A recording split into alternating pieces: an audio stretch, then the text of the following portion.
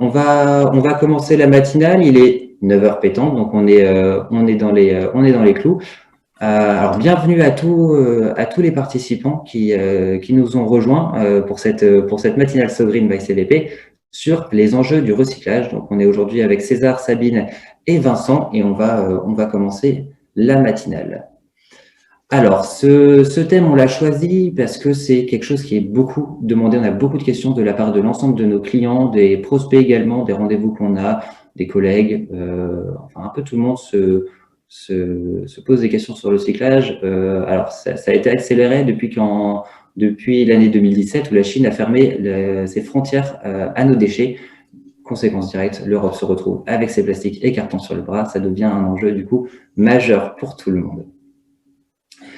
Au niveau de l'agenda, donc comme évoqué tout à l'heure, on va présenter dans un premier temps CVP, puis ensuite on aura la partie d'Élise avec César Leblanc sur les bonnes pratiques du recyclage, puis ensuite on aura Sabine Sabine Zariati de la société Suez qui nous fera un focus sur le recyclage du plastique. Puis ensuite, Vincent Collard de l'organisme Citeo qui évoquera le cadre réglementaire et les filières du recyclage. Entre chaque présentation des intervenants, on aura un temps de questions-réponses de 5 minutes. Comme j'ai dit tout à l'heure, vous avez la partie de chat à côté où vous pouvez poser toutes vos questions. Le plus simple quand même, c'est c'est de poser les questions à l'écrit. On aura notre collègue Corinne qui s'occupera de relayer les questions en fin de présentation. Donc voilà. Pour rappel, cette matinale, on va la faire entre 9h et 10h30. On va essayer de respecter au maximum les horaires pour finir dans les temps. Alors, CVP, je vais vous le présenter succinctement. CVP Packaging, on est une entreprise depuis 1985, basée dans le nord de la France, plus exactement à Vendrochy. Notre métier, c'est d'apporter des solutions anticipatrices quotidiennes et complètes dans l'emballage plastique sur 4 secteurs d'activité, la santé, la beauté cosmétique, l'alimentaire et la chimie. On a pour stratégie de faire bénéficier à l'ensemble de nos clients des grands comptes aux plus petits de nos innovations environnementales sur l'ensemble de nos produits, que ce soit du standard jusqu'au spécifique. On possède du coup un réseau de partenaires industriels européens à la pointe de la technologie et des dernières innovations. On est membre actif de plusieurs réseaux, le réseau Cosmed, le réseau Euramatérials, le réseau Alliance. Pour ceux qui ne connaissent pas, c'est un réseau typiquement nordiste, des bonnes pratiques et échanges autour de la RSE. Et du coup, pour la partie RSE également, on est labellisé Lucie.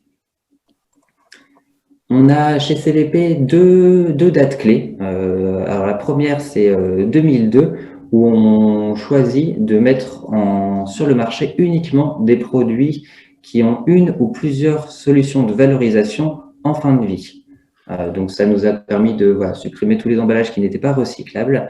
On se focalise également sur mars 2010, où on devient la première et la seule entreprise jusqu'à ce jour dans notre secteur d'activité, à calculer l'empreinte carbone unitaire de nos emballages et à la donner gratuitement et systématiquement à l'ensemble de nos clients et prospects.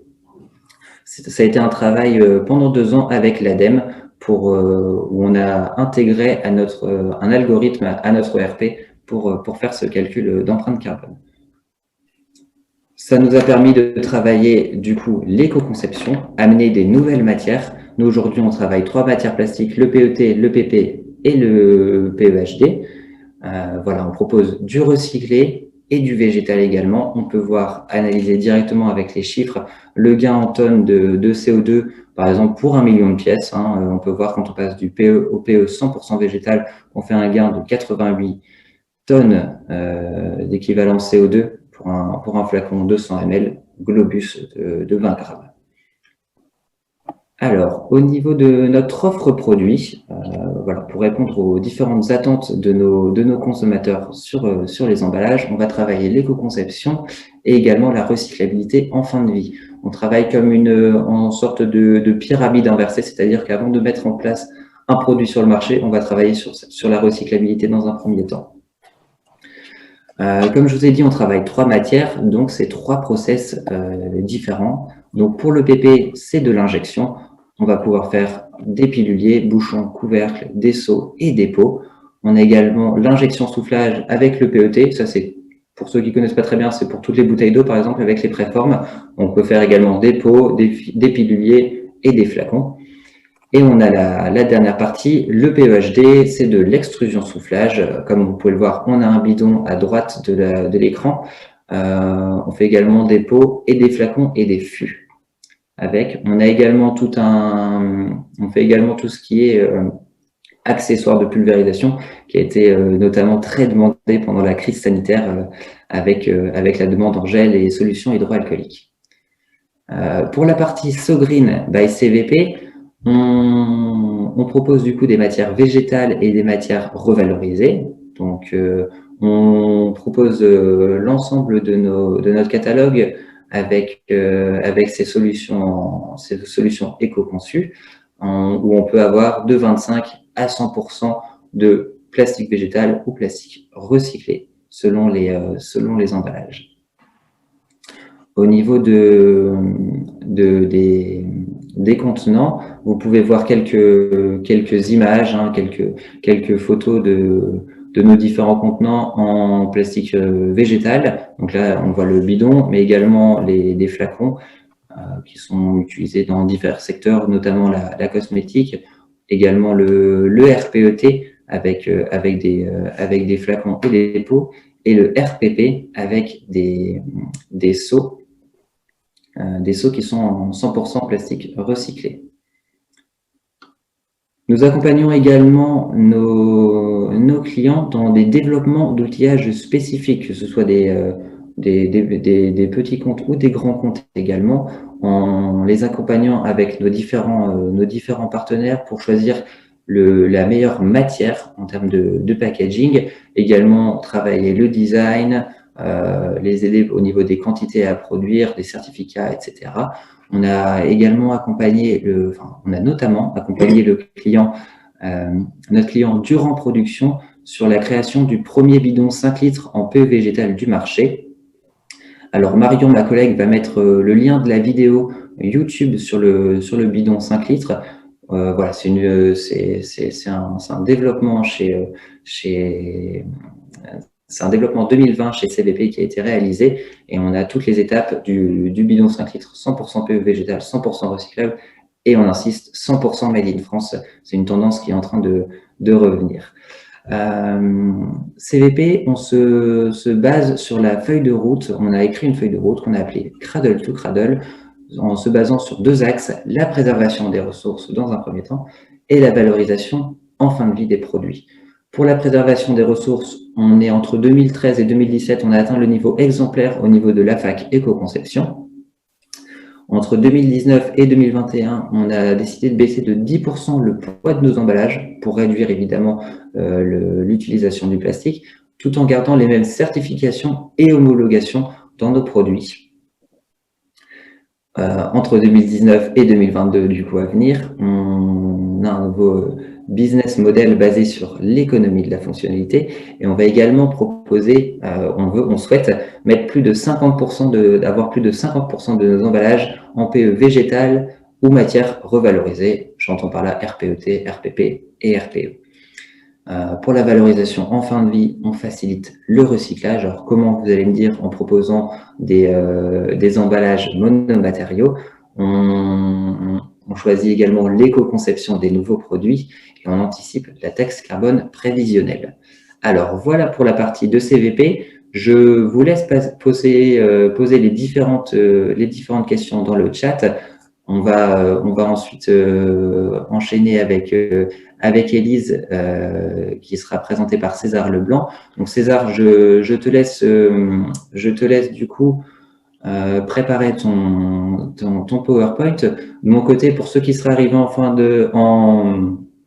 cours de route, voilà, j'insiste, n'hésitez pas à couper vos micros pour faciliter pour faciliter la présentation de César. Également, vous avez la partie chat où vous pouvez poser toutes vos questions. On a notre collègue Corinne qui sera la modératrice des questions et qui les posera aux différents participants. César, je te laisse prendre la main. Est-ce que tu es prêt? Ouais. C'est parfait pour moi. Alors, donc César va nous présenter du coup sa partie sur les bonnes pratiques de tri en entreprise et également nous évoquer la valorisation et la réduction du volume des déchets ordures ménagères. César, c'est à toi. Génial. Est-ce que déjà la présentation est bien passée? Tout est OK? Oui? Ouais. C'est bon pour vous? OK, super. Eh bien, écoutez, ravi d'être là déjà. Merci à CVP pour l'organisation de cette matinale et plus particulièrement à Monsieur Honoré. J'ai le plaisir de vous présenter aujourd'hui les bonnes pratiques de tri, alors en entreprise essentiellement. Mais avant toute chose, je vais vous présenter rapidement Élise, acteur incontournable de la gestion de déchets en entreprise en France. Alors, qui est Élise? Élise est une structure à la base lilloise, créée en 1997 par Alexis Pelluot, qui est toujours aujourd'hui président du groupe Élise et directeur général d'Élise Lille. Historiquement, le seul flux collecté était le papier, sur le même constat qu'aujourd'hui, à savoir, on a la possibilité, en sortant des déchets recyclables de la poubelle d'ordures ménagères, de réduire ce fameux volume d'ordures ménagères et donc d'avoir un impact positif sur l'environnement. Depuis, le nombre de flux a augmenté grâce à la structuration des filières en France et aujourd'hui, Élise propose 15 types de déchets à collecter et valoriser. Vous les voyez, ils sont indiqués ici. Et surtout, Élise a densifié son réseau parce que nous comptons aujourd'hui 43 sites répartis sur l'ensemble du territoire national. Nous verrons juste après leurs différentes implantations. Élise, c'est un peu plus de 520 personnes, 14 600 clients, presque 700 000 corbeilles installées. Donc voilà, c'est un réseau national d'ampleur avec une ADN très forte. Et je tiens à apporter un point d'importance là-dessus, parce que Élise, bien que nous soyons spécialisés dans la gestion de déchets, c'est avant tout des hommes, et donc l'ADN est basé sur l'humain. Nous sommes un réseau d'entreprises adaptées, et donc nous employons des personnes en situation de handicap. Voilà, ça c'est notre ADN premier. L'idée, c'est de créer de l'emploi pour des personnes en situation de handicap ou éloignées de l'emploi, et nous le verrons, type chômeur longue durée.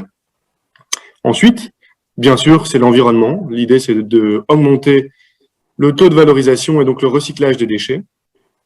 Et enfin, l'économie circulaire, parce que le but, c'est bien sûr de recycler les déchets, mais si ça peut être fait sur le territoire national, c'est encore mieux.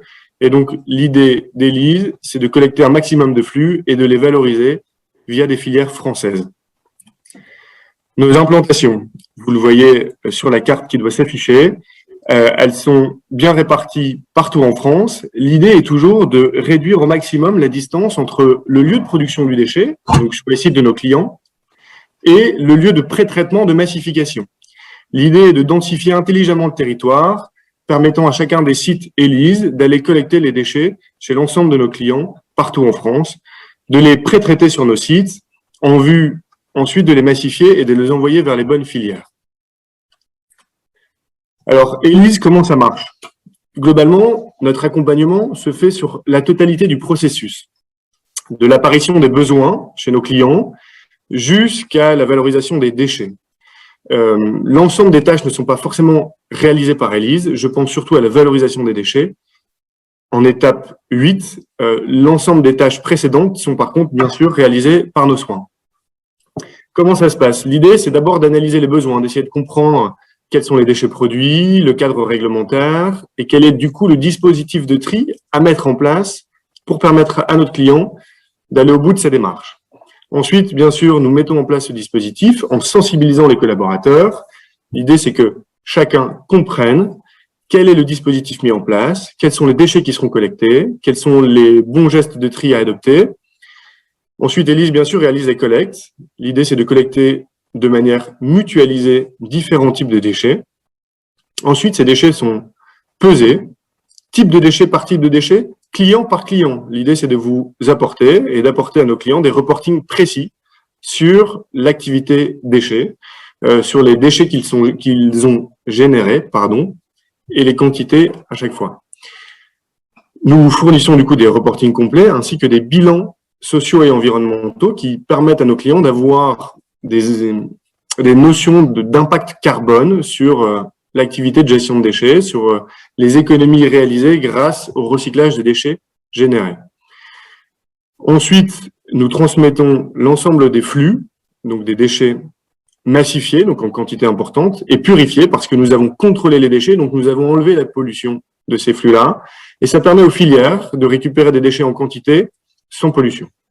Donc l'idée, c'est vraiment d'être un agent facilitateur, facilitateur dans le geste des tri et facilitateur aussi pour les filières parce qu'elles récupèrent du coup des flux en quantité importante et de qualité. Alors le tri en entreprise, c'est un sujet vraiment d'actualité et pour le coup, Élise a développé un réel savoir-faire sur le sujet et donc a créé des corbeilles de toutes sortes, de tout type, de toute taille, qui permettent de s'adapter aux besoins de chaque entreprise. À l'époque, historiquement, vous avez la corbeille en haut à gauche de l'écran, la petite corbeille blanche en carton, qui était la corbeille historique Élise, créée en 1997 par Alexis Pelluot.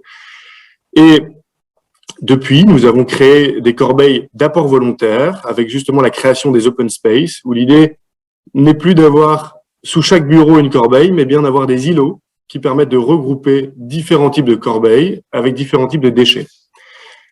Nous nous sommes aperçus que les codes couleurs étaient indispensables parce que forcément, chacun des collaborateurs est concentré, préoccupé par son travail, les objectifs qu'il a à réaliser.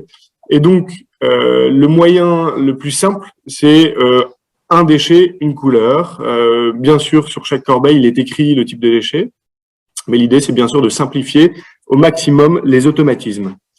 Nous avons des corbeilles en carton, d'autres en Aquilux, qui est un plastique alvéolaire recyclable, ou en PEHD. L'idée, c'est de pouvoir mettre en place un dispositif adapté, précis, à chaque organisation.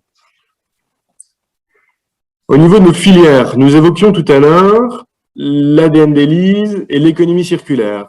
Aujourd'hui, notre volonté, c'est d'apporter à nos clients une totale transparence sur le devenir des déchets générés. Il est hors de question de collecter des déchets et de les envoyer à l'autre bout de la planète. L'idée, c'est sans cesse, et grâce au pôle recherche et développement d'Élise, de trouver des filières en France qui permettent de valoriser, de recycler les déchets produits. Et vous avez sur cette carte les principales filières de traitement Élise, avec lesquelles nous avons noué des partenariats et leurs différentes zones d'implantation. On retrouve ici les différents types de déchets collectés avec nos partenaires et avec, bien sûr, l'identification sur le type de valorisation en avant. Et vous verrez qu'hormis les déchets d'ordures ménagères qui sont ici indiqués comme DIB, déchets industriels banals, l'ensemble des déchets sont recyclés ou réemployés, notamment pour le mobilier ou les D3E. Élise, point d'importance, c'est la GFIP aussi, parce que nous sommes un réseau d'entreprises adaptées, nous employons des personnes en situation de handicap, et il est important de savoir qu'aujourd'hui en France, toute entreprise de plus de 20 collaborateurs doit avoir au minimum 6% de travailleurs en situation de handicap. Si tel n'est pas le cas, l'entreprise paye une contribution à GFIP. Et l'intérêt aussi de sous-traiter des prestations à Élise, c'est de créer ce qu'on appelle des unités bénéficiaires, donc par la sous-traitance, de réduire potentiellement cette contribution à GFIP que les entreprises payent. Donc, Élise répond aujourd'hui à deux encadrements réglementaires. Le premier, et on le verra par la suite, c'est la loi de transition énergétique, et la deuxième, c'est lié à la mission handicap et donc avec l'emploi de personnes en situation de handicap. Nous arrivons donc maintenant sur les bonnes pratiques de tri en entreprise. Alors, nous sommes persuadés chez Élise que les bonnes pratiques sont la première étape clé pour réduire le volume d'ordures ménagères. Et le déchet a réellement changé le monde depuis quelques années. à l'époque, le déchet était uniquement un problème, une problématique opérationnelle. C'était le fameux local déchet qu'il fallait vider parce que soit ça sentait mauvais, soit parce que le volume devenait trop important et il fallait juste vider les déchets. Et peu importe ce qu'ils devenaient, ils pouvaient être enterrés à 2 kilomètres de là, c'était pas un problème. Aujourd'hui, le déchet est devenu une préoccupation partagée par les collaborateurs, par les dirigeants, par l'ensemble des politiques, des interlocuteurs. Et donc, apparaissent de plus en plus de réglementations, de préoccupations sur le sujet. Aujourd'hui, le déchet donc est encadré par un cadre législatif et financier. Et donc, les entreprises, pour respecter ce cadre, sont de plus en plus soucieuses de mettre en place des bonnes pratiques et de trier les déchets qu'ils génèrent. La première, en tout cas le premier niveau, c'est la LTE, donc la loi de transition énergétique, qui amène un décret, qui est le décret 5 flux. Et donc, toute entreprise, aujourd'hui en France, produisant plus de 1100 litres de déchets ou ayant plus de 20 collaborateurs, doit trier ce qu'on appelle les 5 flux. Et donc, les 5 flux sont papier, carton, plastique, métal, bois et verre.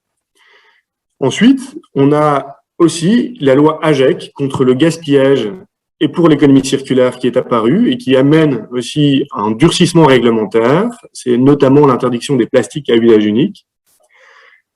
Et en dernier volet réglementaire, on a l'augmentation de la TGAP, donc la taxe générale sur les activités polluantes, qui augmente d'année en année. Le but de tout cela, c'est réellement de réduire les déchets d'ordures ménagères, de réduire au maximum l'enfouissement et d'optimiser le taux de valorisation et donc d'augmenter le recyclage des déchets. Ça, c'est vraiment ce premier niveau, ce qu'on peut appeler de législatif ou de réglementaire. Ensuite, les préoccupations environnementales. Quand je suis arrivé chez Élise, il y a un peu plus de 3 ans, on parlait énormément de recyclage. Et j'ai vu à quel point, en 3 ans, les choses avaient évolué. Et aujourd'hui, les préoccupations ne sont même plus sur le recyclage, mais bien sûr sur la réduction du volume de déchets, sur le réemploi des déchets générés, et ensuite sur le recyclage. Et en dernier lieu, bien sûr, si le recyclage n'est pas possible, la valorisation, et si possible énergétique. Le déchet est devenu un enjeu d'image de marque pour les entreprises. Il est important pour elles, pour valoriser leur image, de montrer à l'ensemble de leurs partenaires, de leurs clients, qu'elles sont soucieuses de leurs déchets. Cela passe par de l'éco-conception ou des filières de traitement pour collecter et valoriser les déchets qu'elles génèrent. Et ensuite, la marque employeur. Donc, la marque employeur, c'est l'image qu'ont les collaborateurs de leur entreprise. Et ça, c'est devenu fondamental aujourd'hui. J'ai bon nombre d'amis qui, malgré des parcours d'excellence, ne veulent plus travailler dans des grandes entreprises, parfois du CAC 40, parce qu'elles ne correspondent plus à leurs valeurs, aux préoccupations qu'ils ont pour la planète, et ils veulent aujourd'hui, et c'est une préoccupation partagée par de plus en plus de jeunes et de moins jeunes d'ailleurs, qui souhaitent s'engager dans des entreprises responsables, qui mettent en place des pratiques vertueuses pour l'environnement. Et donc, la gestion des déchets est devenue vraiment un sujet d'actualité partagé par tout type d'entreprise, qu'elles soient industrielles, tertiaires, etc. Alors, comment mettre en place les bonnes pratiques en entreprise? Nous allons voir juste après. Alors, voilà, pour rappel, donc, le but, c'est bien sûr de diminuer les déchets d'ordures ménagères et que cette photo-là soit vraiment une image du passé et que demain, nous ne soyons plus amenés à voir ce type de visuel. Comment ça se passe? Les bonnes pratiques en entreprise et même chez soi, c'est d'abord d'essayer d'analyser, de comprendre quel type de déchets on génère. Au-delà de la réglementation, au-delà du décret 5 flux, c'est de regarder ce fameux sac noir, ce sac de déchets d'ordures ménagères, et d'essayer de comprendre les déchets générés. Est-ce que c'est des bouteilles d'eau, des gobelets, est-ce que c'est du papier, du carton? Et d'essayer de comprendre déjà les déchets générés, le type de déchets, de comprendre sur les déchets générés lesquels peuvent être valorisés, comment, lesquels surtout peuvent être réduits. Est-ce qu'on peut mettre en place des mugs pour remplacer des gobelets? Est-ce que j'ai des gobelets en plastique? Est-ce que j'ai des gobelets en carton? Est-ce que c'est du gobelet 100% carton? Ou est-ce qu'il y a un film PE à l'intérieur? L'idée, c'est bien sûr d'identifier les types de gisements. Est-ce qu'il y a des biodéchets? On le verra plus tard, donc les fameux trognons de pommes, plures de bananes et autres. Donc ça, c'est une première étape qui était indispensable. à la bonne compréhension de la gestion de déchets. On voit souvent qu'il y a deux types de déchets. On a ce qu'on appelle les déchets chez nous, Élise, classiques, papier, carton, donc les 5 flux, plastique, métal. Alors verre et bois, c'est plus rare, mais c'est des déchets qui sont aujourd'hui encore présents. Et ensuite, les déchets complémentaires, ça peut être les piles, les cartouches d'encre, les capsules de café, les masques, etc. Suite à cela, et donc une fois qu'on a dressé le premier bilan des déchets que l'on génère, tant chez soi, à domicile, que ici en entreprise, on va essayer de comprendre comment donc les valoriser, quelles sont les filières qui existent, la fameuse poubelle jaune, les fameuses autres filières en déchetterie, pour des ampoules, le relais pour des vêtements. Enfin, il existe aujourd'hui en France, et si on fait la démarche de rechercher, de nombreuses solutions pour recycler et valoriser ces déchets. L'idée, dans un premier temps, donc, c'est bien sûr de réduire autant que possible, et ensuite, pour les déchets qui ne peuvent être réduits, ou en tout cas qui ne peuvent être complètement stoppés, de pouvoir trouver des filières. Et donc, suite à cela, bien sûr, on met en place ce qu'on appelle un dispositif de tri. Alors, en entreprise, il y a de multiples prestataires aujourd'hui au niveau national qui proposent des solutions pour vous accompagner sur la gestion des déchets. Et puis, à titre personnel, comme on l'a évoqué tout à l'heure, entre les services proposés par les villes, les différentes déchetteries qui mettent en place des solutions et qui font le relais avec les différents éco-organismes ou filières, on a toutes et tous la possibilité d'adopter les bons gestes et de réduire ou d'optimiser le taux de valorisation de nos déchets. La sensibilisation est importante et j'entendais là par la sensibilisation, alors soit en entreprise, par les différents prestataires qui vont pouvoir vous accompagner sur les bons gestes à adopter, et ensuite chez soi, par éventuellement des sessions d'auto-formation. On a la chance de disposer d'Internet et d'avoir sur le sujet du déchet énormément de contenu. Et donc l'idée, si on en est sensible, c'est d'aller rechercher autour de chez soi tout ce qu'il se fait concernant le recyclage des déchets. Il y a deux sujets d'actualité que je souhaiterais évoquer avec vous. Le fameux masque que tout le monde a aujourd'hui.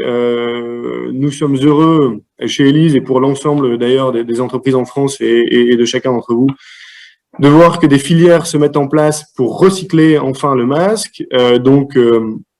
On a des interlocuteurs en France, dans le nord de la France et au sud de Paris, qui, par des procédés différents, mais permettent le recyclage des masques et transforment, après bien sûr désinfection du masque, le fait d'enlever la barrette métallique, les élastiques, transforment le résidu en éventuelles billes de PP pour que ces billes de PP soient ensuite réinjectées et permettent de réaliser d'autres produits plastiques.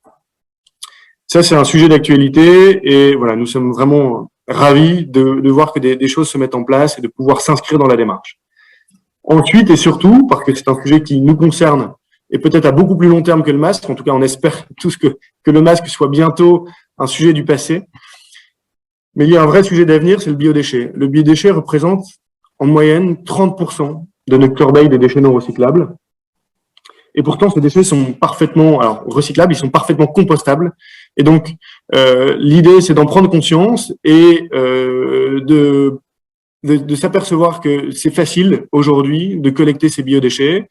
Des entreprises spécialisées le permettent, Élise le permet. Chez soi, il est possible d'avoir des composteurs ou de trouver autour de chez soi des filières qui récupèrent les biodéchets. Et en fait, le fait de sortir les biodéchets des autres déchets valorisables, type bouteilles plastiques ou autres déchets plastiques, permettra aux filières d'améliorer nettement la qualité du tri et la qualité de la valorisation. Le biodéchet est un déchet spécifique qui peut fermenter, c'est un déchet qui peut poser des problèmes d'hygiène. Et donc, ce fameux biodéchet est une réelle source d'optimisation dans l'augmentation du taux de valorisation à venir. Et je vous invite toutes et tous à regarder à quel point on peut, dans vos corbeilles, sortir ce flux-là. Donc voilà, j'espère avoir été clair, précis. En tout cas, c'est avec grand plaisir que j'interviens aujourd'hui. On a la possibilité au quotidien de réaliser les bons gestes et je vous invite vraiment à le faire, tant en entreprise que chez vous. Et Élise, si vous avez la moindre question, est à votre disposition pour vous accompagner sur l'ensemble de vos projets de gestion de déchets. Je vous remercie en tout cas pour votre écoute et je suis à votre disposition pour les éventuelles questions. Super, merci beaucoup César. Tu peux arrêter le partage de l'écran pour que je puisse revenir à la présentation. Je profite du coup de ce petit moment pour donner la bienvenue à tous ceux qui nous auraient rejoints en cours de route. On a la partie chat où vous pouvez poser toutes vos questions. On en a pas mal. J'ai ma collègue Corinne qui va nous poser les différentes questions à César. César, est-ce que tu es prêt? Oui, tout à fait. Alors, bonjour César. Avez-vous ressenti une augmentation de la demande suite à la crise sanitaire, c'est-à-dire à un vrai changement des industriels au niveau de leur impact sur la planète? Alors oui, la crise sanitaire chez Élise a été bien vécue. On a constaté une augmentation considérable des demandes. Je trouve qu'il y a une prise de considération importante chez l'ensemble des collaborateurs en entreprise. Et donc, on a plaisir à voir que de nombreuses demandes arrivent quotidiennement le sujet du tri des déchets en entreprise devient une préoccupation de toutes et tous et donc on voit vraiment une augmentation du nombre de demandes. Oui. Merci. Donc, une deuxième question. Avez-vous constaté que certains déchets existants dans les entreprises étaient difficilement recyclables dus aux filières? Et si oui, lesquels? Alors, oui, malheureusement, aujourd'hui, tous les types de déchets ne sont encore aujourd'hui pas malheureusement valorisables, recyclables en tout cas, parce qu'il y a deux notions. Hein.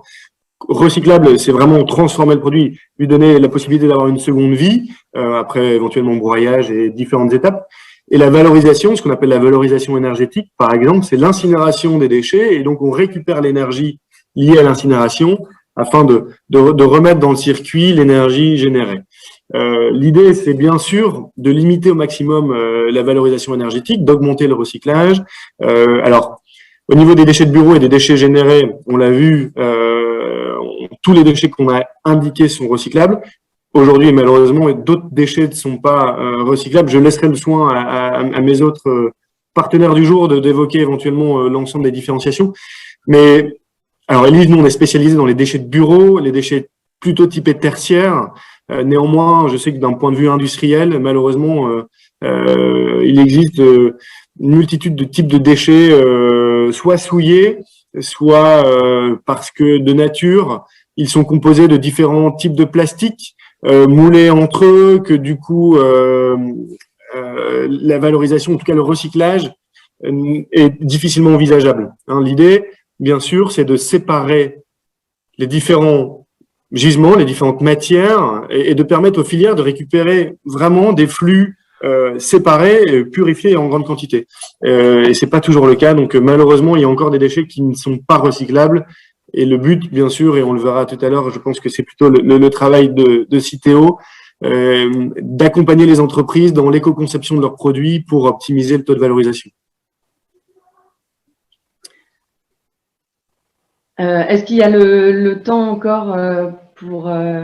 Oui, tout à fait. Il est 9h34, on avait dit à peu près 9h35, donc on peut faire une dernière question. Alors, avec vos partenaires qui valorisent vos déchets plastiques polyéthylène et polypropylène, et dans le cadre de l'économie circulaire, est-il possible d'avoir des polyéthylènes et ou polypropylènes recyclés de qualité alimentaire pour reproduire des emballages alimentaires? Pour le coup, c'est une excellente question. Alors, je suis pas sûr d'être le plus à même de pouvoir répondre à cette question. Je pense que juste après, nous avons une réelle spécialiste de la partie plastique et sans vouloir lui donner la patate chaude, comme on dit je pense en tout cas, je pense qu'il serait plus à même qu'elle puisse éventuellement répondre à cette question, qui pour moi est parfaitement technique, et qui est un petit peu loin des questions de bonne pratique.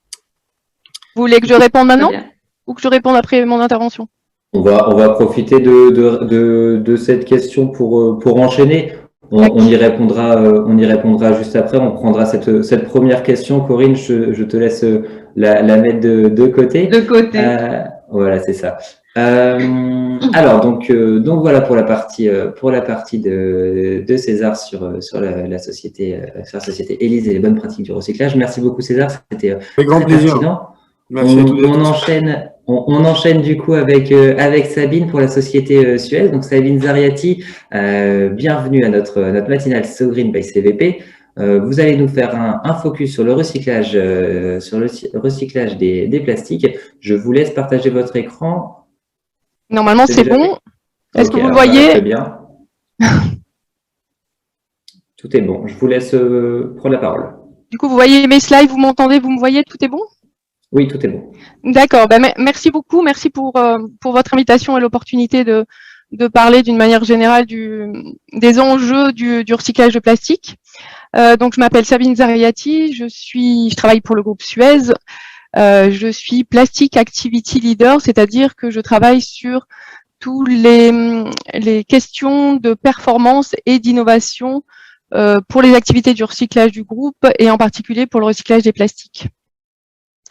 Donc Suez, en quelques mots, donc avant les annonces du début de semaine, nous étions un des leaders globaux des services à l'environnement, avec 4 activités principales, dont celle qui nous intéresse aujourd'hui sur le recyclage et la valorisation des déchets, pour produire soit des nouveaux matériaux, soit de l'énergie.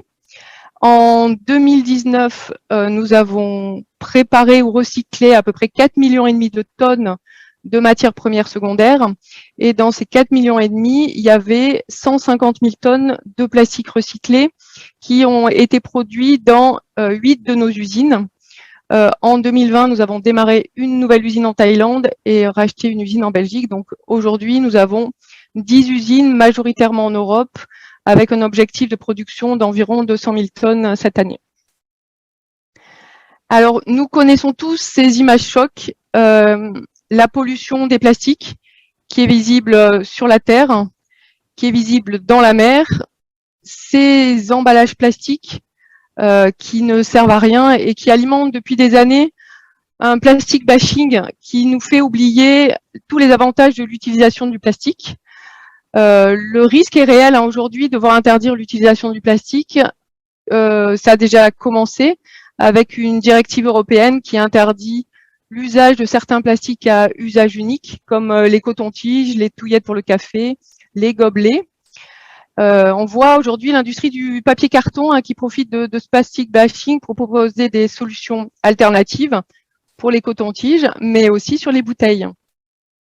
Alors pour moi, comme c'est le thème aujourd'hui de cette matinale, l'enjeu principal du recyclage des plastiques, c'est d'atteindre 0 plastique dans l'environnement. Alors comment on peut atteindre cet objectif ambitieux? Comme je le disais dans ma petite phrase d'introduction, les 2 clés pour moi sont le partenariat entre tous les acteurs de la chaîne de valeur, et c'est pour ça que je suis ravie d'être ici pour partager avec vous, et aussi le développement des nouvelles technologies. Donc sur les 4 étapes du recyclage des plastiques qui sont la collecte, le tri, la régénération et l'utilisation des matières recyclées. Si ces 4 étapes ne sont pas, il n'y a que quand ces 4 étapes sont réunies qu'on parle de recyclage. Les enjeux de la collecte à l'échelle mondiale sont immenses. Vous savez sûrement, 80% des déchets plastiques qui se retrouvent dans l'océan viennent de la terre. Seuls 20% viennent des activités maritimes. On entend que 90% des déchets plastiques viendraient de 10 fleuves en Asie. La vérité est sûrement plus complexe. Néanmoins, la mauvaise ou le manque de gestion de déchets en général font que les populations jettent les déchets dans les rues. Ces déchets sont lessivés par les pluies, emportés par le vent, se retrouvent dans l'environnement et à terme dans l'océan. Bien sûr, aujourd'hui, nous ne sommes pas là pour résoudre globalement le problème de gestion des déchets plastiques qui nous dépasse largement, mais la collecte, qu'elle soit basique pour enfouir les déchets dans une décharge, dans un pays qui manque d'infrastructures, ou que cette collecte soit plus complexe, séparée en plusieurs flux pour entrer dans l'économie circulaire, elle est clé. Aujourd'hui en France, à peu près 100% des déchets sont collectés, mais les déchets plastiques ne sont pas forcément dans le bon flux. Aujourd'hui encore, on retrouve dans les ordures ménagères résiduelles, donc qui partent en incinération, près de 40 kg de plastique par habitant et par an. C'est à peu près 15% de ces déchets incinérés qui sont des plastiques, et à l'échelle du pays, ça représente quand même 2,5 millions de tonnes par an. Alors, comment faire pour que nous, citoyens, entreprises, nous collectons mieux ces déchets plastiques dans le bon flux? Eh bien, en simplifiant les consignes de tri. Donc, c'est ce que fait Citeo aujourd'hui pour les emballages. Depuis 2016, l'extension permet à tous les citoyens de trier dans leur poubelle jaune non seulement les bouteilles et les flacons, mais aujourd'hui les barquettes, les pots et les films plastiques, sans besoin d'avoir à les laver. Donc le citoyen n'a plus à se poser la question, est-ce que c'est la bonne poubelle, c'est la mauvaise poubelle? On leur a simplifié la vie.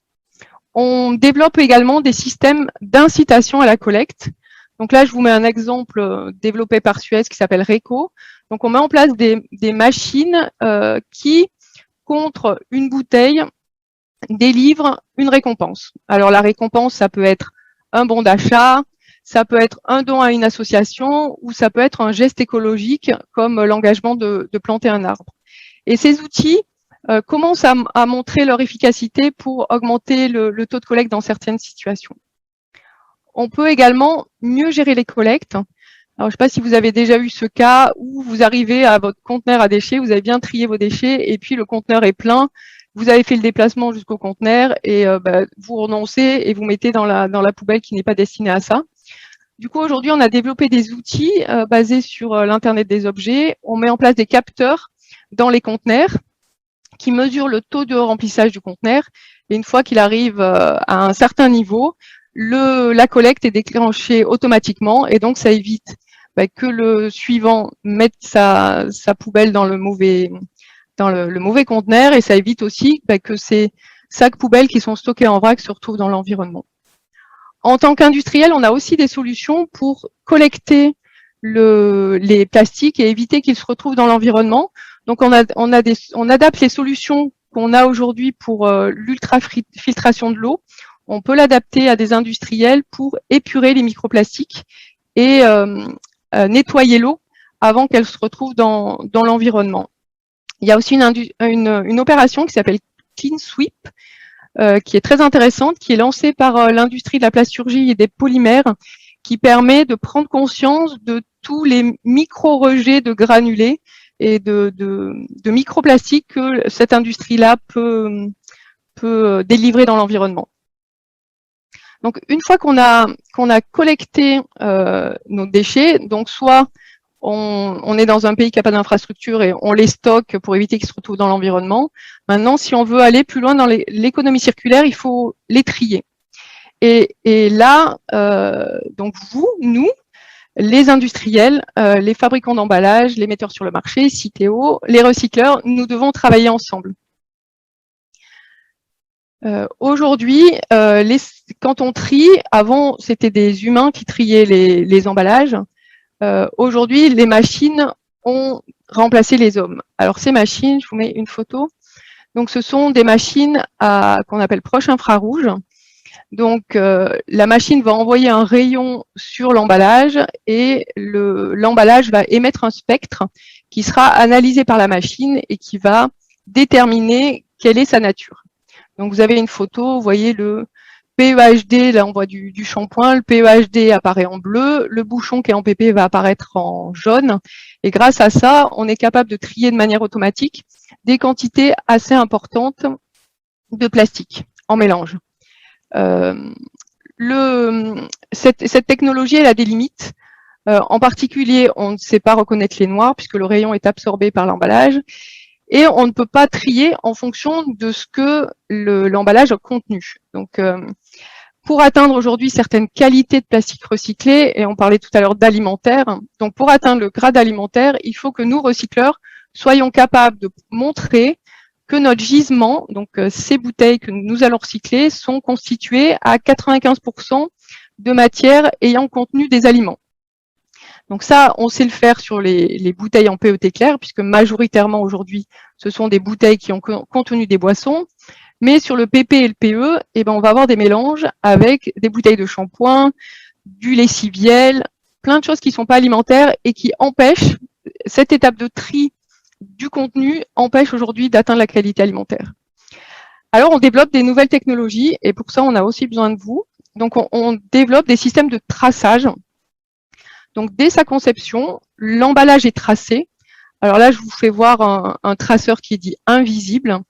On va intégrer dans le printing, dans l'impression de l'emballage, plein de petits codes barres qui vont envoyer un signal en disant « Tiens, moi, je suis une boîte de riz en carton et je suis alimentaire. » Et en couplant le trait infrarouge pour la matière et cette indication de tri supplémentaire, on va pouvoir mieux trier en fonction de la demande.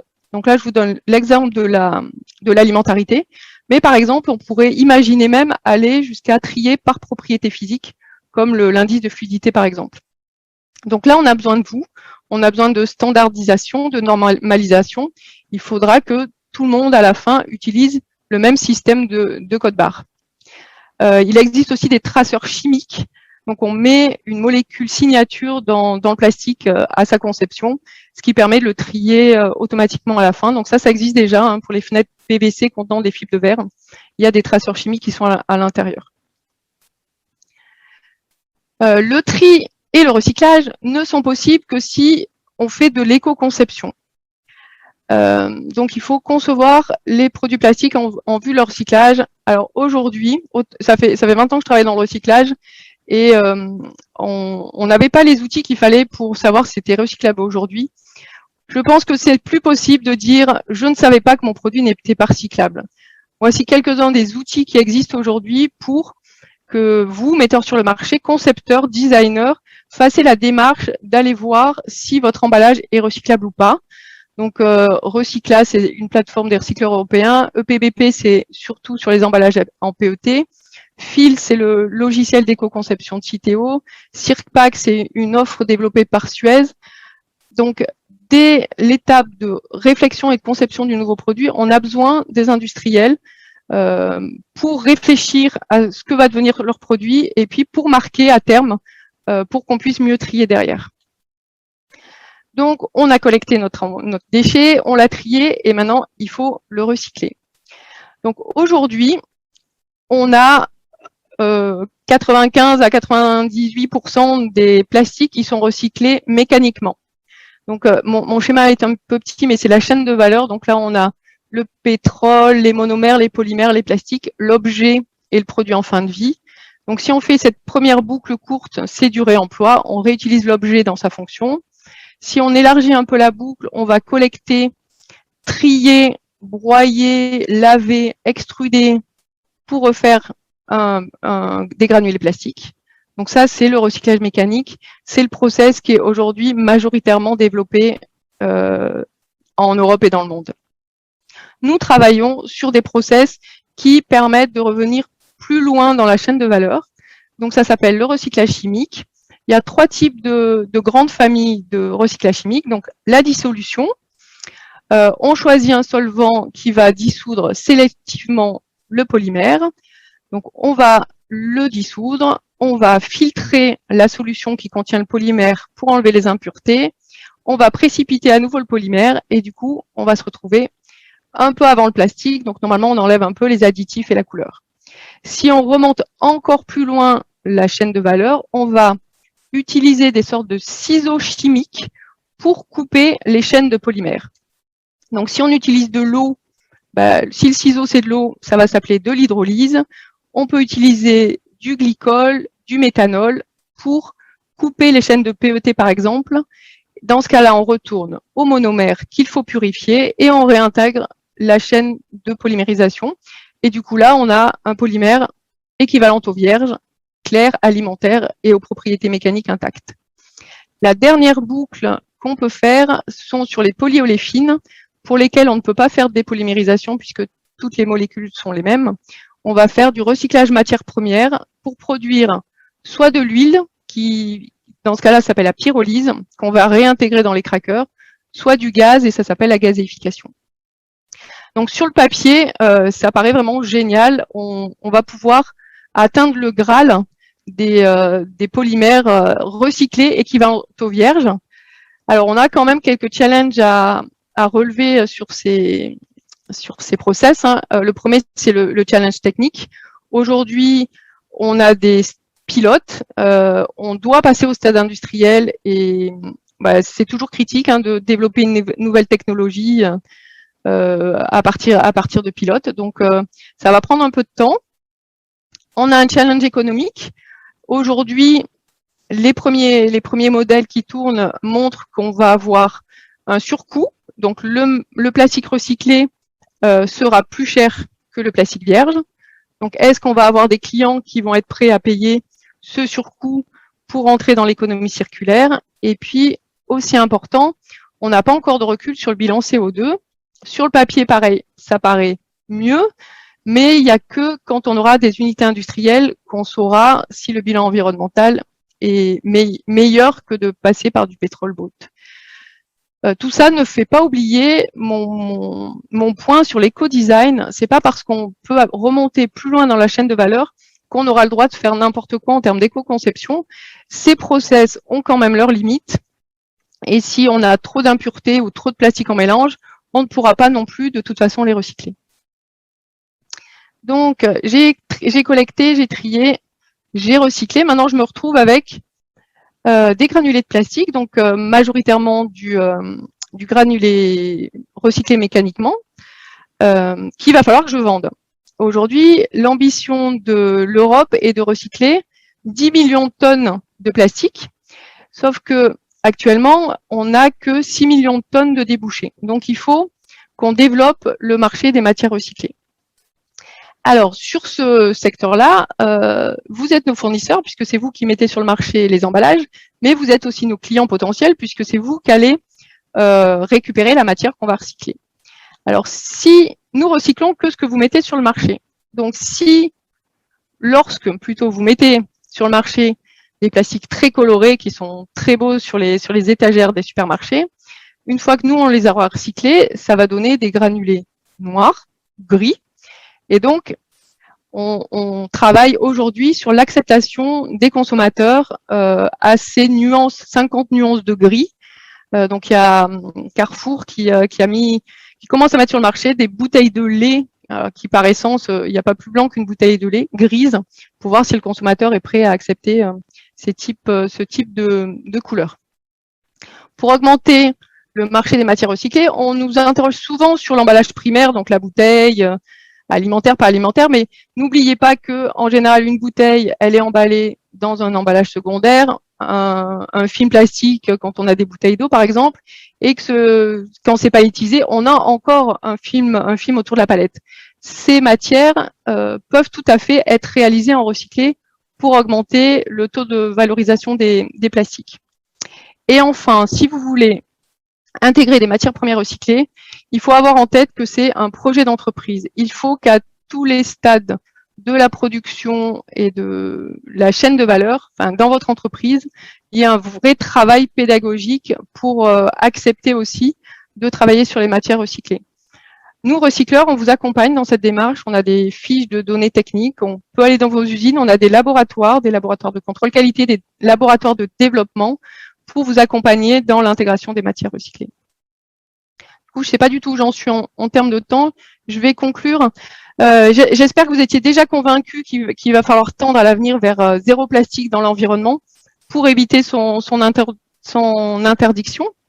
J'espère aujourd'hui vous avoir convaincu que nous avons tous un rôle à jouer dans cet enjeu.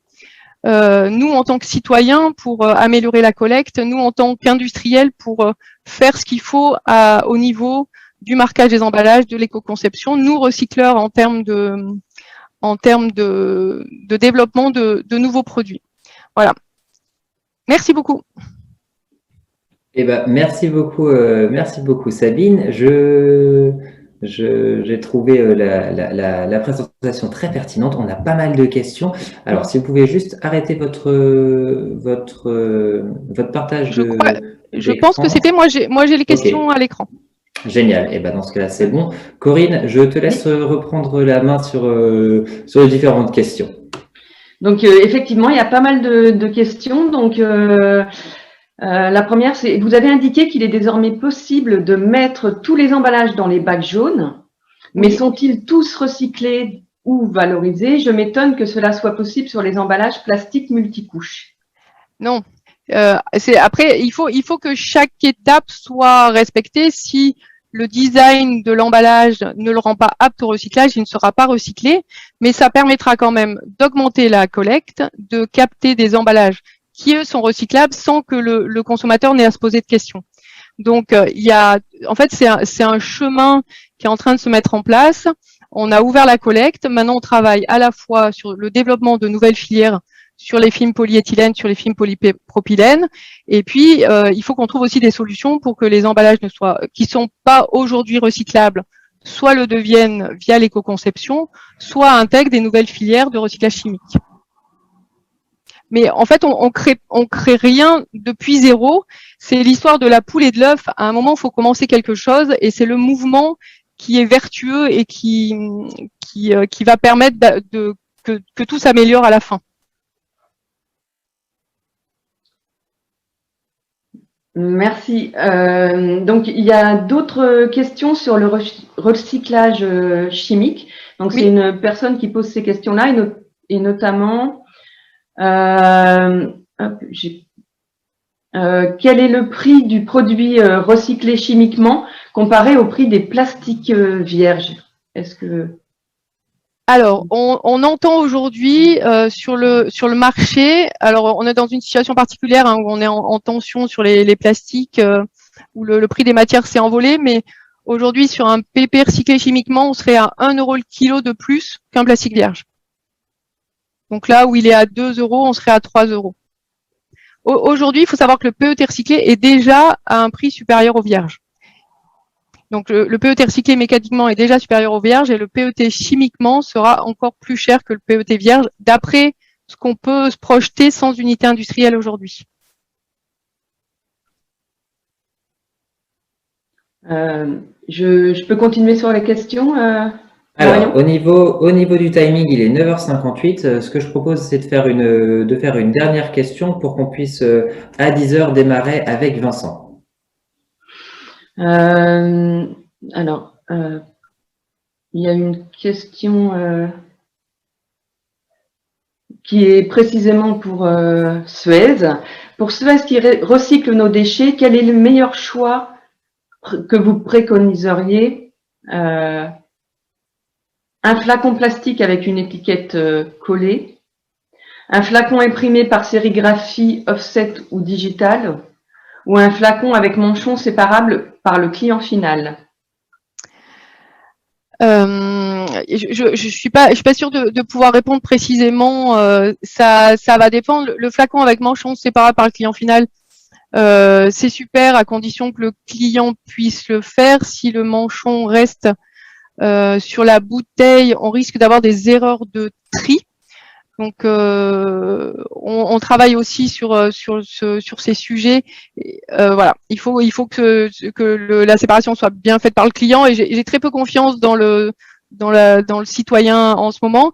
L'étiquette collée, c'est aujourd'hui nos process sont le plus étudiés pour recycler ce type de flacon avec une étiquette collée.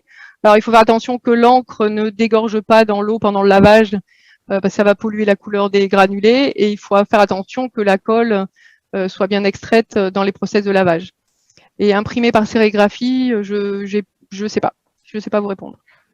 Je me renseigne si vous voulez, je reviens vers vous. Très bien. Bah, écoutez, merci beaucoup Sabine. On a fait alors pas le tour des questions, mais au niveau du timing, il est 10h. On va passer à la partie de Citeo. Alors, je profite toujours de l'opportunité de parler pour vous dire que vos questions seront routées en fin de matinale aux différents intervenants qui reviendront par email vers vous. Voilà, on est à la partie maintenant de Citeo, présentée par Vincent Collard, qui va nous parler des emballages recyclables à horizon 2030, et donc du coup des différentes échéances et du cadre réglementaire des filières de recyclage. Vincent, est-ce que vous êtes prêt? Je suis prêt et la présentation est lancée. Eh ben, j'arrête mon partage d'écran et normalement, c'est bon, on arrive sur le vôtre. Je vous laisse la main. Et en complément sur la question qui vient d'être adressée, en fait, globalement, on essaye en éco-conception de mettre ces encres, ces additifs sur une étiquette qu'on va séparer du flacon et qu'on va essayer de recycler le flacon comme ça le plus pur possible pour avoir la qualité la plus pure derrière. Donc la qualité, l'étiquette avec colle lavable reste sans doute la meilleure solution. Et on travaille en parallèle sur le manchon parce que le manchon aujourd'hui ne marche pas très bien au recyclage, mais pourrait à terme être un vrai moyen de développer le recyclage au contraire, si on le pense différemment. Donc ce matin, moi ce que je voulais partager avec vous, c'est un petit peu c'est à la fois le cadre réglementaire et vous donner de la vision sur ce qui est en train de se passer, sur tout ce qui est recyclage et donc l'impact direct que ça peut avoir sur vos emballages ménagers. Vu que Citeo est une entreprise qui s'occupe des emballages ménagers, on est aujourd'hui on travaille sur le territoire national, c'est une entreprise, une SA, à but non lucratif, donc c'est assez rare sur le marché, mais on est à but non lucratif et on est sous agrément d'État. Donc tous les 6 ans, l'État me dit si j'ai le droit de revenir bosser le 1er janvier. Généralement, il me dit ça le 31 décembre. Mais on est sous agrément d'État avec un certain nombre de contraintes qui nous encadrent, mais qui font aussi avancer les choses. Et c'est un vrai partenariat qui a été fait dans les années 90, 92 exactement, entre les collectivités, entre l'État et entre les entreprises principalement donc metteurs en marché, les gens qui mettent des produits emballés sur le marché, qui sont clients de chez Citeo, mais plus globalement toute la filière, tous les industriels du tri, du recyclage. On a travaillé ensemble pour faire émerger cette collecte, ce tri avec un certain nombre de beaux succès. Donc aujourd'hui, Citeo, c'est une entreprise qui compte 30 000 clients sur la France et on organise, on n'a pas de camion, on n'a pas d'usine, mais on organise et on finance tout le système pour que ça fonctionne. Donc à chaque fois que vous triez chez vous, et je vous incite vraiment à le faire, et pensez à la salle de bain parce qu'on oublie de trier dans sa salle de bain, on trie dans sa cuisine, beaucoup mieux, et ça permet derrière de recycler de plus en plus d'emballages. Alors, de quoi on parle? Juste pour donner des notions à tout le monde, chaque année on consomme 5 millions de tonnes d'emballages ménagers en France. Il y a 5 millions de tonnes d'emballages ménagers qui deviennent du déchet dans l'année et qu'il faut gérer en fin de vie. Et on va essayer d'en valoriser un maximum, on va essayer d'en recycler un maximum, qui est encore mieux, qui est une des formes de valorisation les plus pertinentes. Et de plus en plus, même, on va essayer d'en réemployer une partie de plus en plus importante. Et sur ces 5 millions de tonnes, on va dire 20% c'est du plastique, 1 million 100 000 tonnes, pour faire simple. Le plus gros gisement, ça reste les bouteilles et flacons. Et ensuite, on a nous, ce qu'on appelle les autres rigides, et puis les filmés souples. Et là, on a couvert à peu près tous nos emballages ménagers. C'est 5 résines aujourd'hui sur le marché. 5 résines font plus de 90% des emballages qu'on a sur le marché. PET, PE, PP, PS et PVC. Et on est vers une sortie progressive du PVC. On a atteint des taux de recyclage, juste pour vous dire. Après, on va expliquer un petit peu le cadre, comment il va évoluer. Mais là, à date, depuis qu'on a lancé ce système Citeo, qui s'appelait éco-emballage avant, mais Citeo, on a atteint 70% de taux de recyclage de nos emballages. C'est un vrai progrès, on partait quasiment de zéro à l'époque. Donc il y a une vraie progression. Sur le plastique, on voit, si on fait un zoom sur le plastique, on voit qu'on est à 60% sur les bouteilles. C'est bien, mais on peut faire mieux. On gagne généralement 1 à 2% par an sur les bouteilles. Donc il faut trouver, aujourd'hui, on travaille sur l'électrochoc pour trier plus, parce que le vrai frein, c'est le tri chez l'habitant. Et donc, et dans la rue. Hein. Et donc ça, on a des équipes dédiées pour faire cet électrochoc qui est passé à 90, comme nous le demande la loi, ou plus, si on arrive à faire plus, et le plus rapidement possible. Et puis, sur les autres emballages, on est encore assez faible. On est autour des 5%. Sabine l'a mentionné, on est en train d'étendre les consignes de tri, donc dire aux Français, maintenant, vous mettez tout dans le bac jaune. Prenez plus la tête, et c'est aux industriels derrière de sortir ce qui est recyclable. Alors, je voyais les questions sur le chat, tous les emballages ne sont pas recyclables à date, donc on va demander aux citoyens de trier des emballages non recyclables en faisant ça, mais ça a quand même 2 vertus de faire ça, faut l'avoir en tête. La première, c'est que j'évite la décharge. Si ça arrive dans un centre de tri, ça a beaucoup de chances de finir en valorisation énergétique et de faire de l'énergie. C'est déjà ça un premier avantage court terme. Le deuxième, c'est un avantage un peu plus moyen long terme, c'est qu'une fois que les déchets sont dans le centre de tri, des gens comme Suez, des gens comme Citeo peuvent aller massifier ces déchets et faire des projets de recyclage. S'ils sont dispersés dans toutes les poubelles grises, on n'y arrivera pas. Donc ça permet vraiment de mettre tout au même endroit et petit à petit de créer toutes les filières de recyclage qui vont bien. on a un contexte réglementaire qui est non seulement très dense depuis 3 ans, mais en plus qui change. Il change régulièrement. On a des publications, en témoigne par exemple la loi climat qui est en ce moment, où nos députés ont proposé d'interdire le polystyrène au nom du développement du vrac. Je vous laisse réfléchir au lien qu'il peut y avoir entre l'interdiction d'un pot de yaourt ou d'une barquette de blanc de poulet et le développement du vrac. Il n'y en a pas beaucoup.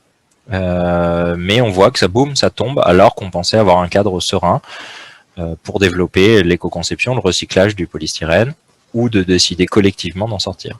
Et on avait un planning, on avait défini tout ça, et on voit que bah non, on peut encore avoir du texte réglementaire qui sort de nulle part. Alors, il n'est pas voté encore, il passe au Sénat, mais voilà, c'est quelque chose, il faut bien penser que c'est un cadre mouvant. Et donc dans ce cadre réglementaire européen, la tendance qu'il faut vraiment avoir en tête, c'est qu'on vise 100% des emballages recyclables en 2030. Donc, oubliez toutes les dates qui circulent, 2030, c'est ce qui est marqué dans la loi AGEC, c'est ce qui est marqué dans la stratégie plastique. Il y a des fortes chances que ce soit marqué dans la directive emballage au niveau européen d'ici la fin de l'année. 2030, 100% des emballages recyclables. C'est pas que plastique, hein. Gardez en tête qu'on a encore des emballages en céramique, en tissu sur le marché, qui sont pas recyclables. Mais ça veut dire aussi pour les plastiques, une accélération dans les 10 prochaines années sur ce sujet. Et si vous avez entendu parler d'une date qui est 2025, qui est un peu plus rapprochée en termes de calendrier, c'est que les pouvoirs publics nous disent que ce serait bien que le plastique soit le bon élève de la classe et soit 100% recyclable dès 2025, mais sans mettre de sanctions si vous ne l'atteignez pas. C'est vraiment ça la philosophie. 2030 l'obligation, 2025 la tendance. Et donc c'est maintenant que ça se passe. Faut qu'on s'active maintenant. Je prends par exemple le secteur de la pharma, où là, on sait qu'on en a au moins pour 8 ans de validation d'un nouvel emballage, donc c'est maintenant que ça se fait. Pour montrer un des cas les plus critiques. La deuxième grosse tendance qu'on a, c'est que le réemploi. Les pouvoirs publics souhaitent qu'on ait du réemploi, que ce soit les parlementaires, que ce soit les gouvernants, que ce soit la Commission européenne. Donc c'est quelque chose qui va monter, on a un certain nombre de projets là-dedans. Ça existe déjà dans l'emballage industriel, ça va arriver dans l'emballage ménager. Et nous, par exemple, chez Citeo, on a l'obligation d'aider le marché à développer des emballages standards qui puissent être utilisés par plusieurs enseignes. Et faire une première proposition dès cette année et une proposition finale l'année prochaine. Donc c'est des choses qui arrivent. Et le troisième sujet, et Sabine en a beaucoup parlé aussi, c'est le sujet du déchet sauvage. On voit que pendant longtemps, on a mis le sujet de l'analyse de cycle de vie comme pilote pour ces questions d'éco-conception et environnementale.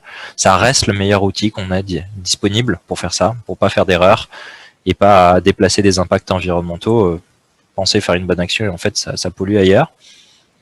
Mais aujourd'hui, la recyclabilité, le réemploi et le déchet sauvage dans la tête des décideurs politiques et au-dessus. Et donc on doit aussi réfléchir comment on l'intègre mieux. Ça passe, c'est par exemple le bouchon solidaire sur les bouteilles de boisson, mais c'est aussi la languette d'inviolabilité qui demain ne s'arrache plus et va rester dans le flacon. Et c'est la fin, par exemple, des petits films qu'on pourrait avoir qui se baladent et qu'on risque de mettre dans la nature. C'est vraiment ça la grande tendance. Donc aujourd'hui, si vous devez retenir des textes réglementaires d'importance, il y en a 3, la loi AGEC, la directive SUP au niveau européen et la directive emballage qui est en cours de révision. Si on fait un zoom sur la France, loi AGEC, vous avez l'interdiction des emballages plastiques en 2040. Alors, pour l'instant, on n'a aucun signal que ça va être vraiment interdit. Ça faut être bien clair. Ce qui est une certitude, c'est que si on n'atteint pas ces 100% d'emballages plastiques recyclables, si on ne développe pas ce réemploi, ça va tomber. Tous les emballages plastiques seront interdits. Et juste que vous le gardiez en tête, emballage plastique dans la définition européenne, c'est tout emballage qui contient du plastique. Donc le carton plastique est dans le viseur, exactement de la même façon qu'un emballage en PP ou en PE. Donc ça, c'est vraiment la pression pour développer le recyclage, pour développer le réemploi et pour se passer d'un certain nombre d'emballages qui sont jugés inutiles. Il y a eu des très belles photos d'une banane dans une barquette, par exemple. Il y a des questions de marquage qui n'arrêtent pas d'évoluer avec des questions des problèmes de timing pour l'industrie par rapport au règlement qui sont posés. Par exemple, aujourd'hui, on est Citeo ne vous propose pas le nouvel Infotrip.vert qu'on avait préparé, qui était prêt pour janvier, mais vu le contexte réglementaire qui évolue très très vite, et on sait qu'il va encore évoluer d'ici cet été, ben on va attendre encore quelques mois pour pas vous faire travailler 2 fois. On pourra en discuter peut-être si vous avez des questions. Il y a une volonté de diminuer les bouteilles plastiques, hein, c'est la bouteille d'eau par rapport à l'eau du robinet qui est visée là-dedans. On n'a pas encore de décret d'application, donc on va voir comment comment vraiment l'État veut avancer là-dessus. C'est aussi l'interdiction des bouteilles plastiques distribuées gratuitement. Et donc ça, vous avez par exemple des vraies questions qui se posent sur les canicules quand on prend le train en été, où la SNCF nous donnait une petite bouteille. Donc là, demain, c'est la gourde et des fontaines à eau, parce qu'on ne pourra plus faire ça. Ça, par contre, c'est clairement visé. L'interdiction des emballages dans les fruits et légumes, en dessous d'1,5 kg. Et donc là, on voit, il y a un projet de décret qui est en consultation qui nous dit sur quels fruits et légumes c'est obligatoire dès 2022 et lesquels auront un délai un petit peu supplémentaire.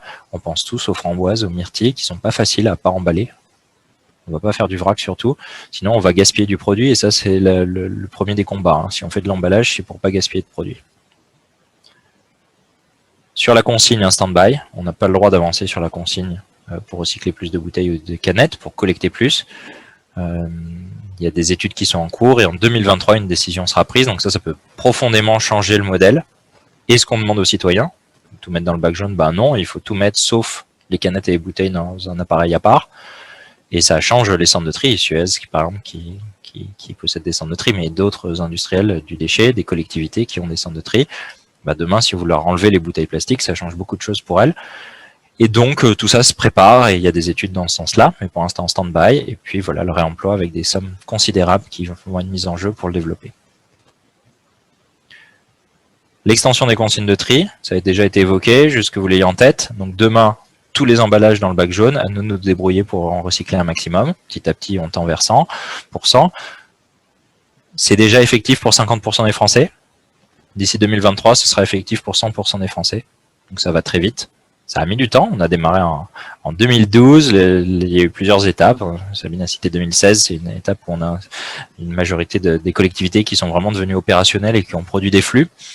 Mais voilà, ça se développe petit à petit, on fait des lots de barquettes, on fait des lots de films, PE, ça produit et on arrive petit à petit à créer des nouveaux flux et à suivre le rythme des nouveaux investissements dans le recyclage. Ça permet aussi de suivre le rythme de changer ces centres de tri, hein, c'est pour ça que ça prend autant de temps. C'est qu'on dépasse le milliard d'euros d'investissement en changement de centre de tri. Et on fait de la rationalisation. On est passé de 270 centres de tri en 2010 vers un objectif qu'on a qui est autour des 130 au niveau national d'ici 3 ans.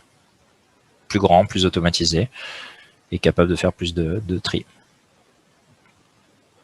Quelles sont les filières de recyclage des emballages qui ont été identifiées pour 2025 et qui font consensus au niveau de la filière plastique et avec les différentes parties prenantes. Alors vous avez en vert les filières qui existent ou qui existent déjà et qui vont faire que se consolider. Alors si on fait un zoom sur les plastiques, il y a le PET clair, vous l'avez déjà, vous l'avez tous en tête, PET coloré, l'opaque, la filière existe, on commence à faire des bouteilles qui redeviennent des bouteilles en opaque, et puis on fait un peu de recyclage chimique en France avec Soprema sur ces bouteilles opaques. On recycle des barquettes PET, mais alors c'est des barquettes qui n'ont pas d'opercule ou pas de couvercle, qui n'en ont jamais eu, pas de couvercle scellé, j'entends, thermoscellé. Donc ça, c'est lors de leur mise en marché. Donc ça, c'est les barquettes type tomate cerise, fraise ou croissant, et donc ça, ou gâteau. Hein. Et ça, on en recycle déjà pas mal, sur le clair comme coloré. Rigide PE, rigide PP, ça, on recyclait le rigide PE depuis longtemps avec les bouteilles, bah ça y est, on peut mettre les tubes et les boîtes de chocolat en poudre avec. Et sur le PP, bah, une filière s'est créée et qui se développe. Les souples PE ont déjà 2 usines en France et des usines ailleurs en Europe. Et ça continue de se développer. Et d'ailleurs, là, on a des primes pour inciter l'utilisation de RPE souple, parce que on a la quantité, la qualité est en train de monter, et on a encore un manque de débouchés, notamment dans le film d'emballage. Donc c'est un peu dommage. Donc on a des primes dans notre tarif pour aider. Et puis en orange, 3 filières sur lesquelles on croit beaucoup. On investit beaucoup d'énergie, et on n'est pas les seuls, pour construire l'économie circulaire. C'est les barquettes PET operculées, à minima les barquettes claires. Alors barquettes peau, tout ce qui est rigide PET operculé, Ça, on pense qu'on est obligé d'y aller et qu'il faut le faire. Et pour l'instant, on a du mal encore à faire émerger l'usine de recyclage. Et le tri, les rigides en PS, XPS, PSE, on travaille dessus et on pense que c'est un intérêt aussi de créer cette filière-là. Et puis les souples en PP et plus globalement en polyolefines hors PE. Donc là, pareil, c'est une filière souple PP qui n'existe nulle part dans le monde. Et on se dit que ça semble évident qu'on en a besoin si on veut créer l'économie circulaire. Et d'ailleurs, nos confrères européens ont la même philosophie, donc ça, c'est quelque chose qui bouge. Ce sera du mécanique ou du chimique. Alors, le chimique a une longueur d'avance, mais ce sera l'un ou l'autre, on continue d'étudier. Et puis, ça veut dire aussi, à contrario, des choses qui n'existeront pas. Donc, on ne va pas recycler du PET-PE, du XPET ou du PVC. Ça veut dire qu'on ne va pas recycler du PLA ou des souples contenant du PET. Et puis, si vous voulez colorier une de ces cases en orange ou en vert, bah, je peux que vous dire que vous êtes, c'est votre rôle. C'est aussi votre rôle en tant que fabricant d'emballage, en tant que metteur en marché, de contribuer à la création, à colorer ces cases d'une autre couleur, en participant à des projets, en vous investissant dans ces sujets de recyclage. Si vous regardez par exemple le recyclage du PET, si vous regardez le top 5 mondial, dedans vous avez un fabricant de PET vierge, un fabricant de bouteilles et Coca-Cola. Donc il y a vraiment, c'est pas que des recycleurs dédiés qui vont faire tout seuls. Et comme le disait Sabine, c'est vraiment des partenariats. Aujourd'hui, c'est des JV qui se montent pour pouvoir recycler plus. Et donc faut vraiment vous impliquer beaucoup plus si vous voulez changer une de ces cases. Et puis sur le compostage, il n'y aura pas de filière en France de compostage et de méthanisation industrielle des biodéchets. Ça n'existera pas. L'État nous le dit très clairement. Et on a fait des conférences là-dessus chez Citeo pour nos clients. Donc ça n'existera pas. Chaque collectivité fera une gestion de ses biodéchets au niveau local selon ce qui est le plus pertinent. Et donc ça, c'est les biodéchets de cuisine. C'est nos restes alimentaires. Hein. C'est à peu près 7 millions de tonnes de déchets. Et dedans, il y a un petit 20 000 tonnes de plastique compostable où on se demande bien s'ils auront un avenir ou pas dans ce compostage plus global. Et aujourd'hui, vraiment, ça va être très limité. Ça va être limité aux sacs fruits et légumes, aux étiquettes sur les fruits et légumes, les sachets de thé, capsules de café, peut-être le bois. Mais on ne va pas composter des bouteilles, des barquettes ou des films de bonbons. Pour arriver ce pari de l'économie circulaire et de ce recyclage, il y a beaucoup de travaux d'éco-conception, ça, gardez-le en tête. Je sais qu'il y a eu une autre matinée CVP sur le sujet. Mais voilà, nos grands sujets, c'est les manchons. On y travaille, on continue d'y bosser fort parce qu'on pense que ça peut aider le recyclage à terme si c'est bien fait. Aujourd'hui, c'est plutôt l'inverse. Ça a un impact négatif sur le recyclage des bouteilles PET. Les pompes, on a toujours ce sujet des pompes sur bouteilles PET. Le métal, les plastiques techniques, on n'aime pas bien ça dans le PET. Sur les barquettes, le gros sujet, c'est l'operculage. Donc ça, beaucoup de travaux avec nos clients et avec les fabricants pour trouver l'opercule qui va bien et qui puisse se sceller, se peler et participer au recyclage de la barquette. Et puis sur les souples, on vit une vraie tendance actuellement de basculement vers des souples en PE. Et puis pour les autres, ceux qui peuvent pas basculer en PE, parce qu'il y a par exemple de la pasteurisation, bah là on va essayer de basculer en PP. Même si la filière n'existe pas encore, je vous ai dit, on y croit. Donc on va essayer de sortir des autres résines que PE et PP un maximum pour préparer l'avenir. PE étant la garantie, les usines sont déjà là. Alors Sabine a parlé du recyclage chimique, je vais juste en redire un mot pour l'emballage ménager. Donc oui, on a accompagné une usine qui s'appelle Soprema, c'est intéressant, c'est une entreprise qui produit qui est active dans le monde du bâtiment, dans l'isolation des bâtiments, isolation thermique, isolation de l'eau dans le bâtiment, et qui devient recycleur pour sécuriser ses matières premières. Mais aujourd'hui, on n'a pas beaucoup d'exemples de recyclage chimique, ça représente moins de 1% du recyclage en Europe, mais ça va se développer. Très clairement, ça va se développer. On le voit sur le polystyrène, où il y a des vrais projets qui avancent là-dessus. Sur le PET, il y a des annonces. Donc ça va avancer. Et puis sur les souples PEPP, il y a des annonces aussi, ce qu'on appelle la pyrolyse ou la gazéification. C'est des choses qui arrivent. Ce sera plus cher, bilan environnemental un peu moins bon que le recyclage mécanique, mieux que la valo énergétique. Mais on ne peut pas faire l'économie de développer ce recyclage en parallèle du recyclage mécanique. Le chimique ne sera pas là pour recycler nos bouteilles d'eau et bouteilles de soda transparentes. Et puis du recyclage mécanique qui continue de se développer, et ça, il faut l'avoir en tête, qui progresse. Alors là, il y a l'exemple de Barbier et de Macaron sur le souple PE. qui sont créés depuis le début de l'extension des consignes de tri. Il y a des vrais progrès aussi sur le recyclage des rigides en PE, PP et sur le développement du recyclage des barquettes, par exemple PET en mécanique. Puis voilà, sur le recyclage chimique, donc on organise des forums chaque année ou tous les 2 ans. Mais pour l'instant, on le fait chaque année pour faire rencontrer, finalement, faire un lieu de rencontre entre les startups du monde entier qui bossent sur ce sujet-là, startups ou PME ou grands groupes qui bossent sur ce sujet-là du recyclage chimique, et puis des décideurs. On fait ça en virtuel ou à Paris, et puis ça permet on l'espère, d'accélérer les projets pour voir ces usines émerger en France et en Europe et nous offrir d'autres solutions sur le recyclage. Pour finir, simplement vous dire que le cadre réglementaire n'est pas encore complet, n'est pas encore complètement précis. Et d'ailleurs, on voit que, je vous ai dit, il y a beaucoup d'incertitudes, ça change très vite. 3 définitions n'existent pas aujourd'hui et sont pourtant clés. Plastique n'est pas défini d'un point de vue réglementaire. Donc ça pose plein de questions. Est-ce que mon emballage est vraiment un plastique? Est-ce qu'un carton avec de la paraffine à l'intérieur, c'est un plastique ou c'est un carton? Est-ce que de l'acétate de cellulose, du cellophane, comme on utilise ce terme depuis le début du XXe siècle, est-ce que c'est du plastique ou pas? Et donc ça, c'est en train d'être défini au niveau de la Commission européenne. Recyclable n'a pas été défini. Donc on fait une proposition en France. Citeo a fait une proposition, on l'a challengé pendant plus d'1 an et demi avec les parties prenantes. On pense qu'on tient quelque chose. On le défend au niveau européen, mais voilà, il n'y a pas de définition réglementaire et ça arrive. En France comme au niveau européen, ils veulent une définition réglementaire. Usage unique, enfin, n'est pas défini. Comment je définis l'usage unique?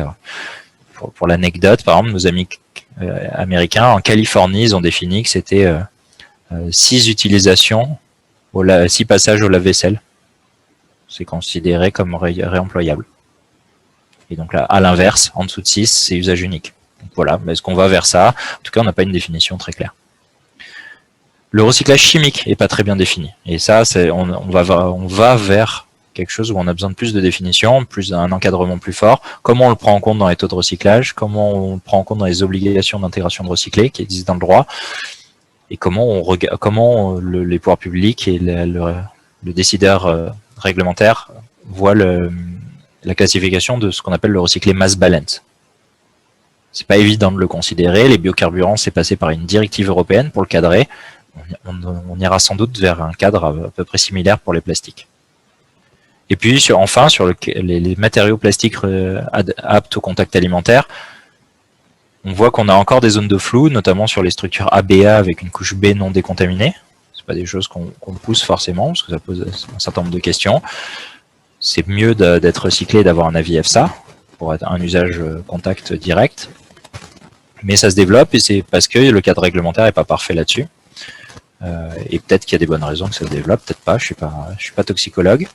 Je laisse l'EFSA et le décideur politique en trancher. On a des blocages aujourd'hui à court terme pour le recycler contact alimentaire du PE, du PP, du PS, alors qu'il y a eu des gros progrès techniques.